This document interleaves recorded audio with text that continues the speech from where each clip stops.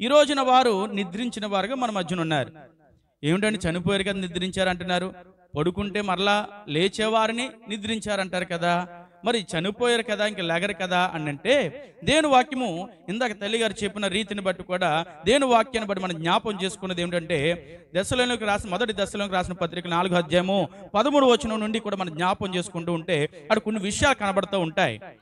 సహోదరులారా, నిరీక్షణ లేని ఇతరుల వలె మీరు దుఃఖ పడకుండా నిమిత్తము నిద్రించుచున్న వారి గూర్చి మీకు తెలియకుండుట మాకు ఇష్టం లేదు.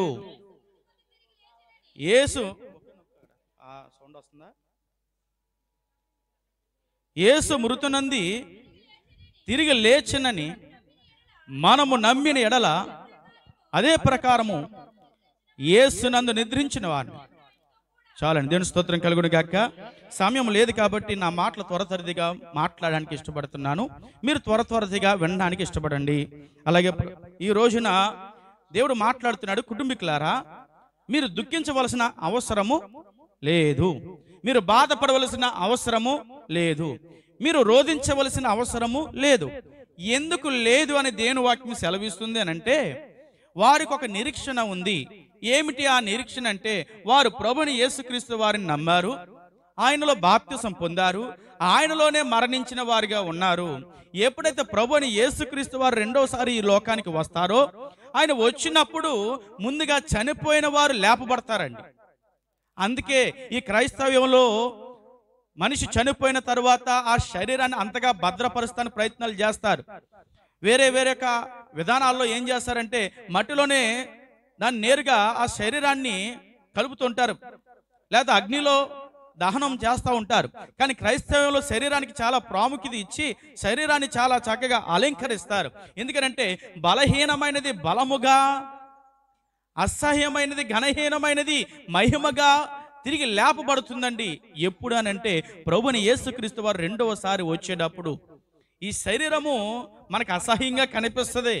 చనిపోయిన తర్వాత ఎవరు ముట్టుకోవడానికి ముందు రారు. ఏమ్మా అంటే అంటండి, ఏమ్మా అంటే మైలండి. నిజమే, మన పెద్దలు చెప్పింది నిజమే. కానీ ఈ రోజున అటువంటి మహిళలు దేవుళ్ళు ఉన్న వారికి లేవండి. ఎందుకు మహిళ అసలు పెట్టారు ఏమన్నా మీకు తెలుసా? మీరు చిన్నపిల్లలు, మీకు తెలియదు కాబట్టి నేనే చెప్తున్నాను. మీరు చిన్నపిల్లలు, మీకు తెలియదు, నేను పెద్దోడిని కాబట్టి నేనే చెప్పేస్తున్నాను. ప్రియులారా, పూర్వకాల పరిస్థితుల్లో మన పెద్దవారు పెట్టిన విషయం మంచిదే, అది తప్పని అనట్లేదు, సరైనది కాదని నేను చెప్పట్లే. ఎందుకంటే పూర్వకాలం ఉన్న పరిస్థితులు ఏదో రోగం వచ్చో అనారోగ్యం వచ్చో ఏదో విషయంలో వచ్చి వారు బాధపడి మరణించేవారు. మరణించేటప్పుడు వారి బంధువులు ఎక్కడో ఉండేవారు. వారందరూ రావడానికి కనీసం ఇంచుమించు ఒక రోజో 2 రోజులు పట్టేది. ఈ లోపల ఈ శరీరం అంతా ఏమైపోయేది, పాడవే పరిస్థితికి వచ్చేది. ఈ లోపల అన్ని కార్యక్రమాలు చేసేటప్పుడు ఈ క్రిములన్నీ లేకపోతే ఏదన్నా విషయమో ఏదన్నా ఒక ఇబ్బంది కలిగించే విషయాలు వారికి అందరికీ అంటుకుండే కాబట్టి ఇన్ని రోజులు దూరంగా ఉండాలి. ఇన్ని రోజులు ఉంటే ఏమైతుంది అని అంటే, అన్ని రోజులు ఒకవేళ ఏదైనా వారికి అనారోగ్యం వచ్చినా వారితోనే పోతుంది కాబట్టి, ఆ అనారోగ్యం ఇతరులకు అంటకుండా ఉంటుంది కాబట్టి, వారు ఇతరులు కూడా అస్వస్థత గురి అవ్వకుండా ఆరోగ్యంగా ఉంటారు కాబట్టి మన పూర్వీకులు పెద్దలు ఆ విధంగా పెట్టారు, తప్పు లేదు. కానీ ప్రభు ఈ రోజున దేవుడు ఇచ్చిన అవకాశాన్ని బట్టి అటువంటి విధానంగా ఏమీ లేదు. మనకి రాకపోకలు చాలా బాగా పెరిగాయి, పరిస్థితులన్నీ చక్కగా ఉన్నాయి. ఎటువంటి విధంగా పాడవ విధంగా లేకుండా ఇక ఫ్రిడ్జ్లు కూడా వచ్చేసాయి. ఏమండి, మనిషిని పెట్టే ఫ్రిడ్జ్లు కూడా వచ్చేసాయి. ప్రియులారా, ఈ రోజున అటువంటి విధానము లేనే లేదు. కాకపోతే దేవుని వాక్యం సెలవిస్తుంది, ప్రతిదానికి దేవుడు సమయాన్ని ఏర్పాటు చేశాడట. ప్రసంగి గ్రంథము 3వ అధ్యాయములో ఈ మాట దేవుడు తెలియపరుస్తున్నాడు. చక్కగా వినండి అందరూ కూడా. ప్రతిదానికి సమయము కలదు, ఆకాశము క్రింద ప్రతి ప్రయత్నమునకు సమయము కలదు. పుట్టడానికి సమయం ఉందట, చనిపోవడానికి కూడా సమయం ఉందట, నాటడానికి సమయం ఉంది, నాటబడిన దానిని పెరికి వేయడానికి కూడా దేవుడు సమయాన్ని ఏర్పాటు చేశాడు. ప్రియులారా, మనం అనుకుంటాం ఏమండి ఇలా చనిపోయారు, సమయం ఉంది, దేవుడు సమయాన్ని ఏర్పాటు చేశారు కాబట్టి వారు చనిపోయారు. మనం అనుకుంటే మనం చనిపోయే వారము కాదు. ప్రియులారా, చాలా మంది మరణానికి పాల్పడుతున్నారు. వారి ప్రాణాన్ని వారు తీసుకోవడానికి ప్రయత్నాలు చేస్తున్నారు. దాన్ని బట్టి వారు ఖచ్చితంగా నరకానికి పోతారు. ఎట్టి పరిస్థితుల్లో దేవునిచ్చిన ఆత్మ దేవుడే తీసుకోవాలి తప్ప, ఈ ఆత్మ దేవుణ్ణి చేరాలి తప్ప ఈ లోకంలో ఉన్న వాటిని చేరడానికి కుదరదు. మన ప్రాణాన్ని మనం ముగించుకోవడానికి కుదరదు. అది దేవుడు అటువంటి అధికారాన్ని నీకు గాని, నాకు గాని, మనకు గాని ఎవరికి ఇవ్వలేదు. దేవుడు అంటున్నాడు, అందుకే ప్రతి ముగింపుకు కూడా ఒక సమయం ఉంది. ఒక మొక్క నాటడానికి సమయం ఉంది, అదే నాటబడిన దానిని పెరుగు వెయ్యడానికి కూడా సమయం ఉంది. ఏమండి, ఒక చక్కగా మన పాదులు పెట్టుకున్న తర్వాత సీజన్ వచ్చిన తర్వాత ఆ పాదులు వేసిన తర్వాత కాయలంతా అయిపోయిన తర్వాత మన పూర్వీకులు ఏదో పండగ వెళ్ళింది, పబ్బం వెళ్ళిన తర్వాత ఇంత కాలానికి ఇది ఇంకా కాయదని తెలుస్తుంది. తెలిసిన తర్వాత ఏం చేస్తాం? నాటిన అదే చేతితో మనం పీకమా, తీసి పక్కన పాడేయమా? దేవుడు అంటున్నాడు, ప్రతి దానికి కూడా దేవుడు ఏం చేశాడు? సమయాన్ని ఉంచాడు ప్రియులారా. అందును బట్టి ఆయన సమయం ఆయనకు వచ్చింది, మన సమయం ఇంకనూ ఉంది. కాబట్టి ఉన్న సమయాన్ని ఆయన సద్వినియోగం చేసుకుని వెళ్ళారు. కానీ ఇంకా రాబో దినములలో మనం ఎలాగూ ఈ సమయాన్ని సద్వినియోగం చేసుకుంటున్నామో అనేది చాలా ప్రాముఖ్యము. మన బ్రతుకు ఎలాగ బ్రతుకుతున్నామో అనేది చాలా ప్రాముఖ్యమైనదిగా ఉంది ప్రియులారా.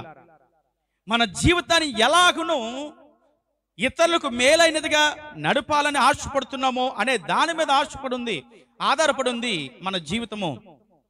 అందుకే దేవుని యొక్క వాక్యం సెలవిస్తుంది. ప్రసంగి గ్రంథము 7వ అధ్యాయములో ఈ మాటను చక్కగా మాట్లాడుతున్నాడు దేవుడు. సుగంధ తైలము కంటే మంచి పేరు నాయనా, ఈ లోకములో నువ్వెంతగా నిన్ను అలంకరించుకున్నా, ఎంతగా డబ్బు సంపాదించినా, ఎంతగా ఆస్తి పాస్తులు నువ్వు సంపాదించినా, ఎంతగా కూడబెట్టినా గాని వీటన్నిటికంటే ఏది మేలట? మంచి పేరు మేలు. నువ్వు చనిపోయిన తర్వాత ఇవేమి నిన్ను కాపాడలేవు. ఈ రోజున విజయవాడలో చూస్తున్న పరిస్థితి ఎలాగుందండి? వారిని చూస్తే మనం కంట తడి పెడుతున్నాం. ఏంటి దేవా, వారి పరిస్థితిలో చిన్న చిన్న బిడ్డలండి, వారు ఆహారం లేకుండా అలమటించిపోతున్నారు. వారి తిండి లేకుండా, తెప్పులు లేకుండా, ఒక తండ్రి అయితే వారి బిడల్ని పీక లోతు వరకు వాతావరణం కూడా నీరు వచ్చేస్తే ఆ బిడల్ని భుజం మీద పెట్టుకుని నడుస్తున్నాడు. ఒకవేళ కిందకు చూస్తే తన మునిగిపోతాడు, ఊపిరాడదు. పైకి ఎలా పెట్టుకుని ఆ యొక్క కాలువలోంచి లేదా నదిలోంచి లేకపోతే ఆ యొక్క రోడ్ల మీద నడుస్తూ ఉన్నాడు. ఎంత అతి దారుణ పరిస్థితి చూస్తున్నాం ప్రియులారా. నేను వాక్యం ఇందాక సెలవు ఇచ్చిన వాక్యం బట్టి ఉగ్రత దినమందు నీకు కలిగిన కలిమి నిన్నేమి కాపాడలేదు, నిన్ను రక్షించలేదు. ఆయన రాజ్యంలో చేర్చబడడానికి ఇదేమి కూడా పని చేయదండి ప్రియులారా. దయచేసి అందరూ కూడా నిదానంగా వినండి ప్రియులారా. ఈ రోజున మీరు ఇక్కడ ఉన్నది సమయాన్ని ఉంది. దేవుడు ఒక నిర్ణయము కలిగి ఇక్కడ ఉంచాడు మిమ్మల్ని. ఒక ఆలోచన కలిగే దేవుడు ఇక్కడ మిమ్మల్ని ఉంచాడు తప్ప మీకు ఏదో రావాలనుకున్నారు కాబట్టి వచ్చారనుకోకండి. మీరేదో కనిపించాలనుకున్నారు కాబట్టి ఇక్కడ వచ్చారనుకోవద్దు. దేవుడు నీ పట్ల ఒక ప్రణాళికని ఏర్పాటు చేశాడు. నీ గురించి దేవుడు కొన్ని మాటలు తెలియపరచడానికి, నీతో మాట్లాడడానికి, దేవుడు నీ జీవితాన్ని బాగు చేయడానికి ఈ సమయాన్ని దేవుడు మీకు అప్పగించాడు ప్రియులారా. అయితే దేవుడు అంటున్నాడు, ప్రతి దానికి కూడా సమయము కలదు. ప్రియులారా, మన జీవితం అసలు ఎలాగుందంట? మానవుల జీవితము, ఈ లోకంలో పుట్టిన వాని జీవితం ఎలాగుందో ఒకసారి జ్ఞాపం చేసుకుందాము. బైబిల్లో ఒక వ్యక్తి చక్కగా కనిపిస్తున్నాడండి. అటువంటి గొప్పవాడు లేడు, అటువంటి స్థితి ఉన్నవాడు లేడు. అటువంటి వాడిని చివరికి అతని పరిస్థితి చాలా దుర్భరంగా అయిపోయింది. అతని పరిస్థితి ఎలాగునుందో కూడా మనం జ్ఞాపం చేసుకుందాము. దేవుని స్తోత్రం కలుగును గాక. యోబు గ్రంథం 29వ అధ్యాయము 7వ వచనంలో మనం జ్ఞాపం చేసుకుంటే, పట్టణపు గుమ్మమునకు నేను వెళ్ళినప్పుడు, రాజవీధులు నా పీఠము సిద్ధపరుచుకున్నప్పుడు, ఎవరు నన్ను చూచి దాకునిరి, ముసలివారు లేచి నిలబడిరి, అధికారులు మాట్లాడుట మాని నోటి మీద చెయ్యి వేసుకునిరి, ప్రధానులు మాట్లాడక ఊరుకొనిరి, వారి నాలుక వారి అంగిలి అంటుకొనిను, నా సంగతి చెవినబడిన ప్రతివాడు నన్ను అదృష్టవంతునిగా ఎంచెను. దేవుని స్తోత్రం కలుగునుగాక. యోబు అనే వ్యక్తి పరిస్థితి ఎలాగుందట? ఎలాగనుంది అయ్యా అనంటే, అతన్ని చూస్తుంటే పెద్దవారైనా సరే భయపడుతున్నారు. ఎందుకంటే అతను ముందు మనం మాట్లాడలేమురా, మన గ్రామంలో మన ఊరిలో పెద్దగా ఉన్నాడు, ఇటువంటి వానితో మనం ఎదురుగా కూర్చోలేము, జనులందరి మధ్యలో ఉన్నతమైన స్థితిలో అతడు ఉన్నాడు, కాబట్టి అతనితో మనం మాట్లాడడానికి ఎట్టి పరిస్థితుల్లో అవకాశం లేదయ్యా. కాబట్టి ఈ సమయంలో మనం ఏం చేయగలమో, ఏమి చేయలేము. కాబట్టి వారికి ఎదురుగా మనం ఉండలేము. ఎందుకంటే అటువంటి గొప్పవారు, అటువంటి స్థితి కలిగిన వారుగా ఉన్నారట. ఎవరు? యోబు అనే వ్యక్తి. చివరికి అతని జీవితంలో అతను కలిగి ఉన్నదంతా కూడా కోల్పోయిన వాడిగా ఉన్నాడు. తనకి కలిగిన ఆస్తిపాస్తులు, తన కడుపును పుట్టిన బిడ్డలందరూ కూడా చనిపోయిన వారుగా ఉన్నారు. తనకి ఉన్న దాచుకున్నటువంటి ధాన్యము అంతా కూడా, తను పెంచుకున్న మందలన్నీ కూడా అన్నీ పోయే. చివరికి తన దేహము కూడా క్షీణించిపోయిందండి. దేహానికి కూడా రోగం వచ్చింది. ఎంత చక్కగా దేహాన్ని సుఖపరుచుకున్నాడో, ఎంత చక్కగా దేవుణ్ణి ఆరాధించాడో, ఎంత చక్కగా బిడ్డల్ని మంచి ప్రయోజకులుగా తీర్చిదిద్దాడో, ఇవన్నీ చూసేటప్పటికి తన జీవితము తారుమారైపోయింది. అప్పుడు తన జీవితంలో ఈ జీవితం గురించి కొన్ని సత్యాలను జ్ఞాపం చేసుకుంటా కొన్ని ప్రశ్నలు అతని జీవితంలో రేకెత్తాయట. అతని మదిలో కొన్ని ప్రశ్నలు రేకెత్తాయండి. మనుషుల జీవితము ఎలాగుందట ఈ రోజున అనంటే, యోబు గ్రంథము 14వ అధ్యాయము 1వ వచనం నుండి ఒకసారి జ్ఞాపం చేసుకుందాం. స్త్రీ కనిన నరుడు కొద్ది దినములు వాడై మిక్కిలి బాధనందును, పువ్వు వికసించినట్లు వాడు పెరిగి వాడిపోవును, నీడ కనపడపోవునట్లు వాడు నిలవక పారిపోవును. అట్టి వారి మీద నీవు కనుదృష్టి ఉంచి ఉన్నావు, తీర్పునందుటికై నన్ను నీ ఎదుటికి రప్పించున్నావు అంటున్నాడు. దేవుని స్తోత్రం కలుగును గాక. దేవుని యొక్క ప్రణాళికలో ఉన్న మనము ఎటువంటి విషయాన్ని తప్పించబడతాము. కానీ ఈ రోజున మన జీవితం ఎలాగుందంటే, మనుషులందరి జీవితాలు దేవుడు తెలియపరుస్తు, నా జీవితం కూడా ఈ లోకంలో ఇలాగనే ఉందని దేవుని వాక్యం తెలియపరుస్తుందట. స్త్రీ కనిన నరుడు గర్భము నుండి బయటకు వచ్చిన ఆ యొక్క బిడ్డ కొంతకాలానికి ఎలా అయిపోతాడు? చాలా బాధ పొందుతాడండి. సుఖంగా ఉన్నవాడు ఎవడన్నా ఉన్నాడంటారా? ఉన్నవాడు నాకు తెలిసి అసలు మనిషే కదనుకుంటా. ఎవడండి బాధ లేనివాడు ఎవడన్నా ఉన్నాడా? దుఃఖం లేనివాడు ఎవడన్నా ఉన్నాడా? ఎవడ కనిపించట్లేదు. ఏదో చిన్నదో పెద్దదో ఏదో విధంగా బాధ ఉంటుంది. ఎవరికి బాధ ఉంటుంది అంటే, బ్రతికున్న వారికి బాధ ఉంటుంది, కానీ చనిపోయిన వారికి బాధ ఉండదు. వారికి పైన ఏమి జరుగుతుందో, వారి బిడ్డలు ఎలాగున్నారో, వారి పిల్లలు ఏం చేస్తున్నారో, ఏ విధంగా నడుస్తున్నారో, అంత ఎటువంటి బాధ కూడా వారికి ఉండదు. కాబట్టి ప్రియులారా, దేవుని వాక్యం సెలవిస్తుంది, నువ్వు పుట్టి పెరిగిన పెద్దవాడైన తరువాత నీ జీవితం ఎలాగ మారుతుంది అనంటే బాధతోనే నడుస్తుందండి. ఏదో ఒక బాధ, యవ్వన కాలంలో ఒక బాధ, యవ్వన ప్రాయంలో వచ్చిన తర్వాత, వివాహము జరిగిన తర్వాత ఒక బాధ, పిల్లలు పుడతారో లేదని బాధ, పిల్లలు పుట్టిన తరువాత వారిని ఎలా పెంచాలని బాధ, పిల్లల్ని పెంచిన తరువాత వారిని ఎలా ప్రయోజకులుగా చెయ్యాలని బాధ, వారి పెళ్లి ఎలా చేయాలని బాధ, పెళ్లి చేసిన తర్వాత వచ్చిన అమ్మాయి మనతో ఉంటుందా విడదీస్తుందా అనే బాధ, విడిపోయిన తర్వాత వారు ఎలాగుంటున్నారని బాధ, కలిసి ఉంటే ఎలాగను మనం వీళ్ళతో సాగాలని ఒక బాధ, జీవితం అంతా చూస్తుంటే వారి పిల్లలు కలిగిన తర్వాత వీరి భవిష్యత్తు కోసం ఏమీ లేదనే ఒక బాధ, వారు ఏమవుతారని తెలియని బాధ. ఏదో విధంగా ఈ బాధలని లేని వారు ఎవరైనా ఉన్నారు ఇక్కడ? నాతో సహా. దేవుని స్తోత్రం కలుగును గాక. ప్రియులారా, ఇటువంటి పరిస్థితుల్లో కూడా నీవు మాలాగా, నాలాగా, మా అందరిలాగా శాంతి జీవితం నువ్వు జీవించాలంటే ఒక మార్గం ఉంది. అది యేసయ్య మాత్రమే. దేవుడు మాట్లాడుతున్న, ప్రయాసము పడి భారం మోస్తున్న సమస్త జనులారా నా యొద్దకు రండి, మీకు విశ్రాంతిని కలుగు చేతునని మాట్లాడుతున్నాడు. భారం లేనివాడు ఎవడు లేడు, భారం కలిగిన వాడే అందరూ. కానీ ఎప్పుడైతే మనము ఆయన యొద్దకు వెళ్తామో ఈ బాధ నుండి నెమ్మది పొందుతాము, విశ్రాంతిని మనము ఖచ్చితంగా పొందుకుంటాము. ఈ రోజున ఆయన్ని చేరిన వారిగా, ఆయన పొందుకున్న వారిగా, ఆయన బిడ్డలుగా మేమందరం ఉన్నాము. బాధ లేని వారిగా లేము, కానీ మా బాధలలో నెమ్మది పొందుతున్నాము, ఆయన చెంత విశ్రాంతి పొందుతున్నాము. దేవుని స్తోత్రం కలుగును గాక. హల్లెలూయా. ప్రియులారా, ఏ విధంగా విశ్రాంతి పొందుతామనంటే, నీ నోట పలికిన ప్రతి మాటను దేవుడు ఖచ్చితంగా జరిగిస్తాడు. నీ హృదయంలో ఉన్న ప్రతి ఆలోచన దేవుడు ఖచ్చితంగా వాటిని స్థిరపరుస్తాడు. నీ బిడ్డల గురించి నువ్వు ప్రార్థన చేస్తున్నావా, ఆ ప్రార్థన అంగీకరిస్తారు. బిడ్డల భవిష్యత్తు కోసం చూస్తున్నావా, చక్కని భవిష్యత్తుని ఇస్తారు. బిడ్డల యోగక్షేమాల కోసం ఆలోచిస్తున్నావా, ఇవన్నీ దేవుడు జరిగిస్తాడండి. నీడ ఎలా గతించిపోతుందో అలా గతించిపోతుంది జీవితం. నిన్న కడబడిన వారు ఈ రోజు కనిపిస్తారో లేదో గ్యారెంటీ లేదు. ఈరోజు మాట్లాడిన వారి మాట రేపు వింటామో లేదో గ్యారెంటీ లేదు. పుట్టిన పిల్లాడు ఎలాగుంటాడో గ్యారెంటీ లేదు. పరిస్థితులు ఎలాగుంటాయి, ఎవరి మధ్యన ఎటువంటి బంధాలు ఎలాగుంటాయో, భార్యాభర్తల మధ్యన బంధాలు ఎలాగుంటాయి ఈ రోజున గ్యారెంటీ ఉందా? ఈరోజు కలిసి ఉన్నవారు రేపు ఎలాగుంటారో ఉందా? లేదండి. లేనిపోయి పైకి నటిస్తూ నవ్వుతూ ఉన్నప్పటికీ కూడా కుటుంబాల్లో అనేకమైన బాధలతోనే కనిపిస్తూ ఉన్నాయండి. దేవుని వాక్యం ఈ బాధ నుండి విడుదల పొందడానికి సహాయపడుతుంది. దేవుని స్తోత్రం కలుగును గాక. ఆయన వాక్కు నెమ్మది కలుగు చేస్తుందండి. ఆయన వాక్కు మన జీవితంలో శ్రేష్టమైనది నిలుస్తుంది, మన జీవితానికి జీవాన్ని ఇస్తుందండి. ఏమిటండి జీవితానికి ఏమొస్తుందట? అదేమిటండి? జీవించేవాడినే కదా జీవం ఉన్నవాడు అంటారు.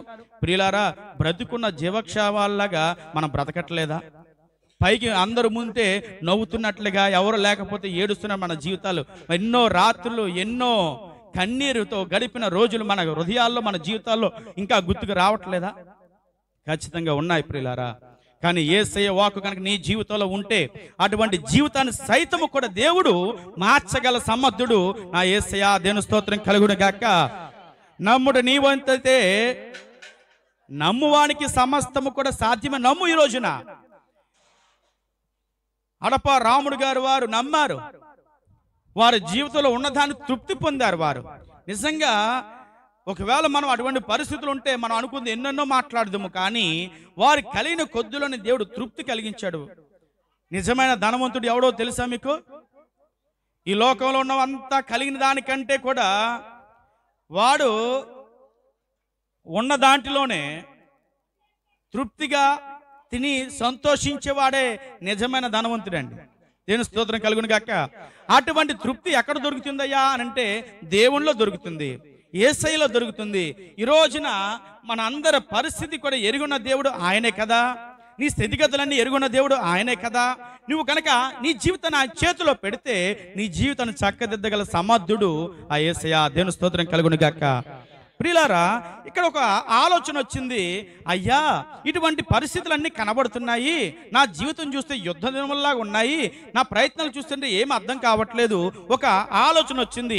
ఇదంతా ఎందుకు కలుగుతుంది అని అంటే మన జీవితంలో కలిగే పాపాలను బట్టే. చాలా పెద్దలు ఒక మాట మాట్లాడుతూ ఉంటారు, ఇదివరకు ఇప్పటికి మాట్లాడతారు. ఏమండి, మనం చేసింది కర్మ ఫలము ఏం చేయాలి? అనుభవించదేరదు. ఇంకో మాట కూడా చెప్తారు, పెద్దలు చెప్తుంటే విన్నాను.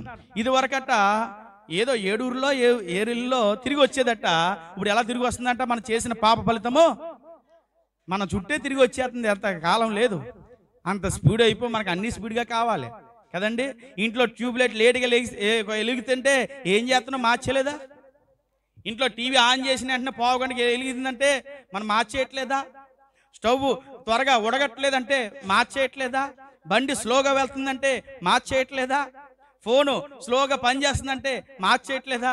తిండి లేకుండా బ్రతుకుతున్నారు మనోళ్ళు, కానీ ఫోన్ లేకపోతే బ్రతకట్లేదండి. ఫోనే వారి జీవితం అయిపోయింది. పొద్దున్న లేచిన కాడి నుంచి ఫోన్తోనే సంసారం చేసేస్తున్నారు. వారి భార్య అవసరం లేదు, వారికి భర్త అవసరం లేదు. వారితో మాట్లాడడం మానేసరి ఎప్పుడో పూర్వకాలం మాట్లాడేవారట అన్నట్టుగా పరిస్థితి రోజున. ప్రియులారా, ఇటువంటివన్నీ ఇంత ఫాస్ట్ సమయంలో వెళ్ళిపోయినప్పుడు మన పాపము కూడా అదే రీతిలో తీర్పు తీర్చడానికి సిద్ధపడిపోయింది. కాబట్టి దేవుడు అక్కడ కలిగిన విషయాన్ని బట్టి ఇక్కడ యోబు ఆలోచన వచ్చింది. అయ్యా, ఈ పాపాన్ని బట్టే కదా ఈ జీవితం వచ్చింది. అక్కడ అంటున్నాడు, ఒక విషయాన్ని జ్ఞాపం చేసుకుంటున్నాడు. అది యోబు గ్రంథము 14వ అధ్యాయము 4వ వచనం జ్ఞాపం చేసుకుందాం. పాప సహితుల నుండి పాపరహితుడు పుట్టగలిగిన ఎంత మేలో అని మాట్లాడుతున్నాడండి. దేవుని స్తోత్రం కలుగును గాక. హల్లెలూయా. అలాగని ఎవరు పుట్టరు కదా అని మాట్లాడుతున్నాడు. అయ్యా, మన పుట్టుక కూడా పాపములోంచే వచ్చిందండి. ఎలాగ మన పుట్టుక పాపములోంచి వచ్చింది అని చెప్తున్నారయ్యా అంటే, మనం పెరుగు తోడెడతాం కదండి. ఒక పులిసిపోయిన పెరుగును తీసుకువచ్చి మరలా పెడితే ఆ పెరుగు కమ్మగా ఉంటుందా? ఎలా ఉంటుంది? పుల్లగానే ఉంటుంది. అంటే పాపము జీవితంలో ఉన్న తల్లిదండ్రుల నుండి ఏమి వస్తుందట? మరలా పాపము వస్తుంది. వారి స్వబుద్ధిని ఆధారం చేసుకుని వారు నడిచేవారు అలాగనే వారి జీవితంలో వారి బిడ్డలు కూడా నడిపిస్తారయ్యా అంటున్నాడు. ఇదిగో, పాప సహితుడు నుండి పాప రహితుడు రాగలడా? అలాగే ఎవరు రాలేరయ్యా అని మాట్లాడుతున్నాడు. కానీ దేవుని వాక్యం సెలవిస్తుంది. మత్తయి సువార్త 1వ అధ్యాయము 21వ వచనంలో ఈ మాట మన చక్కగా తెలియపరుస్తుంది. దేవుడు అందుకు సమాధానాన్ని తెలియపరుస్తున్నాడు. పాపము నుండి పాపము లేనివాడు రాగలడు అని. ఆమె ఒక కుమార్తెను కని తన ప్రజలను వారి పాపముల నుండి ఆయన రక్షించును గనుక ఆయనకి యేసు అని పేరు పెట్టును.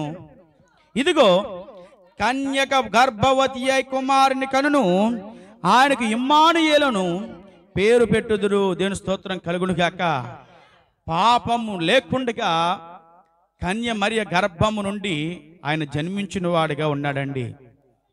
కన్య మరియ గర్భము నుండి జన్మించిన వారిగా ఉన్నారు. ఈ రోజున అంటారు, ఏమండి మరియ కన్య అంటున్నారు, ఎలా పుట్టారని అంటే పరిశుద్ధాత్మ శక్తి వలన ఆ గర్భం ఆమె ధరించినదిగా ఉంది. అలా ఎలా అవుతుందండి?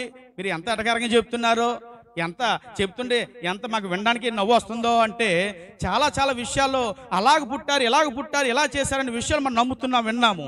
కానీ మనిషి నుండే మనిషి వచ్చాడని నమ్మలేకపోతున్నాము. ఈ రోజున ఆ సైన్స్ టెక్నాలజీ వచ్చింది ప్రియులారా. ఈ రోజు నాకు పురుషుడు అవసరం లేదు.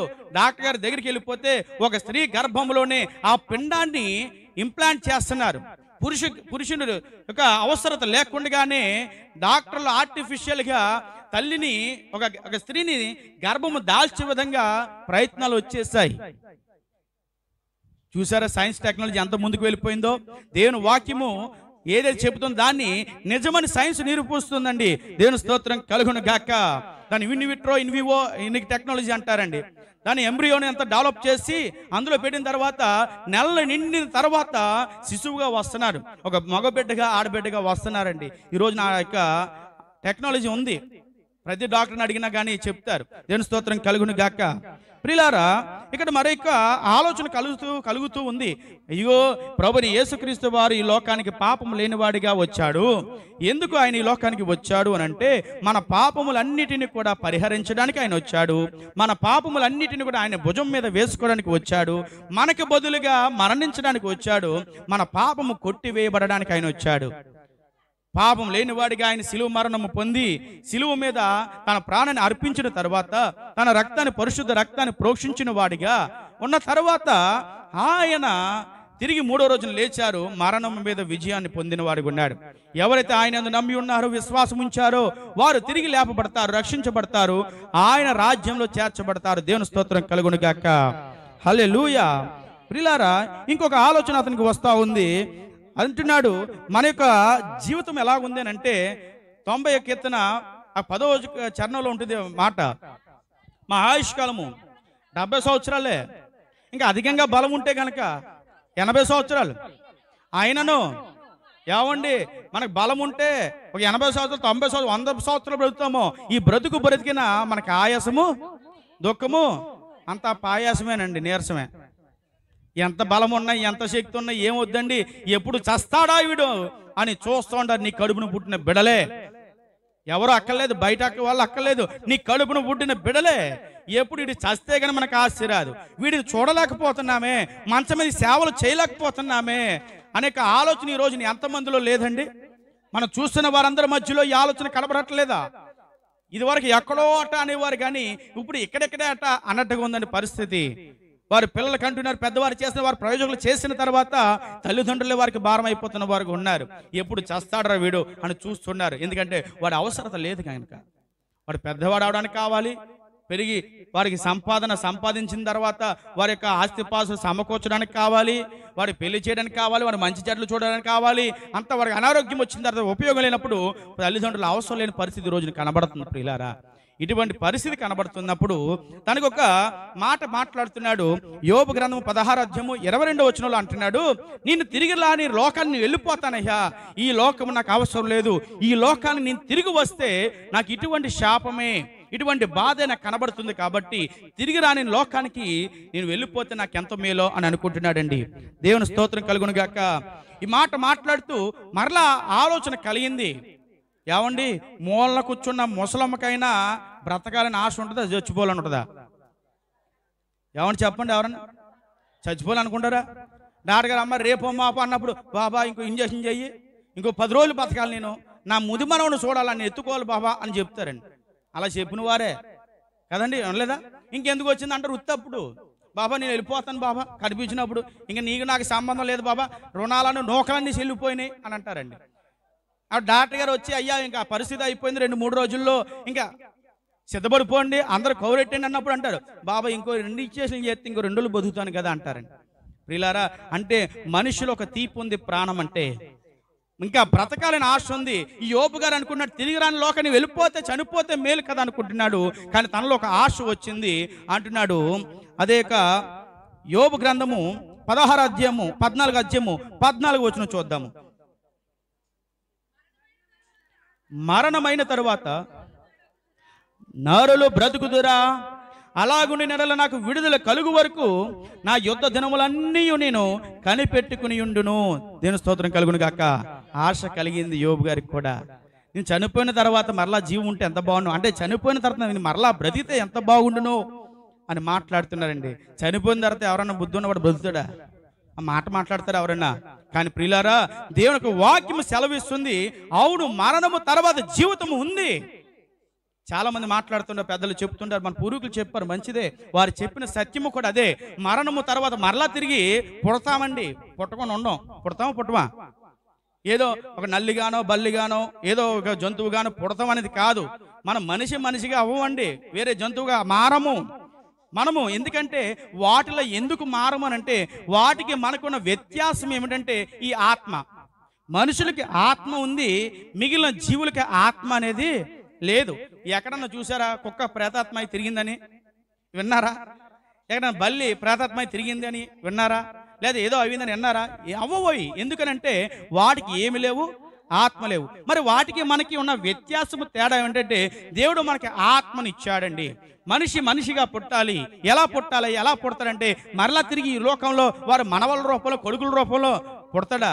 ఇరే నాయన అనుకుంటాడు, వాడికి అవకాశం ఉంటే దేవుడు ఇచ్చే కనుక ఒకవేళ, ఇరే నాయన నీ కుటుంబంలో నీ మనవడు వద్దురా నాయన, నేను బతుకున్న నాలే నన్ను చంపింది చాలు, వాళ్ళు ఇంకా మరలా వాళ్ళ కొంపలో నేను పుట్టి ఇంక వద్దురా నాయన అని అనుకునే పరిస్థితులు ఉన్నాయి ఈ రోజున చాలా మంది జీవితాల్లో. మళ్ళీ ఇష్టపడతారా? అంటారు మా మనవడు ఇదిగోండి మా తాతలాగా ఉన్నాడు. ఎవరి తాత? వీళ్ళ తాతలా మళ్ళీ వచ్చాడా? మా అమ్మలాగా ఉంది, మా అమ్మ మళ్ళీ వస్తుందా? నువ్వు ఆ తన్నులకి తిట్టిన తిట్లకి మరి రావాలని ఇష్టపడుతుంది ఆవిడ. చూసారు ఎంత మనం మాట్లాడి ఒకసారి నిజంగా ఆలోచిస్తే ఎంత ఎదుగు ఉంటుందో కదా. దేవుని వాక్యం సెలవిస్తుంది, మనం చేస్తున్న భక్తి అంతా కూడా అందరూ చేస్తున్న భక్తి దేని కొరకు? ముక్తి కొరకే.